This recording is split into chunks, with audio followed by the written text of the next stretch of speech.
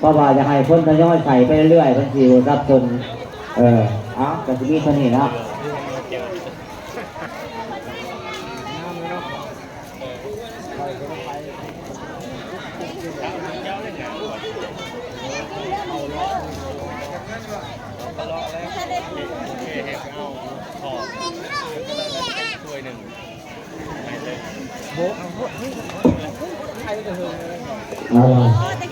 ลองสุขสบายดีสุขปีเจริญก่อนได้ออกจากงานเงินนักกิจกรรมต่างๆจากบางทีเราทุกข์ก่อทุกข์ตัวเนาะ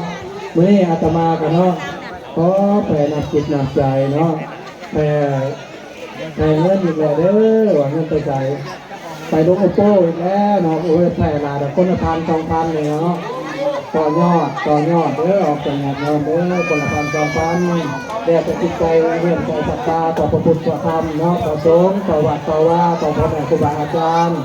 ต่อบ้านต่อเมืองเนาะต่อบ้านต่อวัดเฮานี่แหละ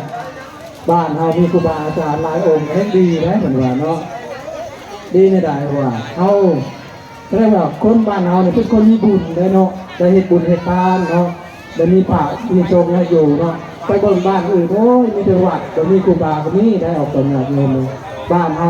มีคนแบบคนมีบุญหลายเนาะเกิดมาแล้วได้ปอกพระพุทธธรรมเนาะได้ปอกพระสงฆ์ได้บุญได้ทานเนาะไปเบิ่งวัดบ้านอื่นนี่บ่มีเฮาพระมีทรงเนาะที่เฮ็ดบุญให้ทานกันยากเป็นเกิดใครได้ป่วยแล้วออกจากงานเงิน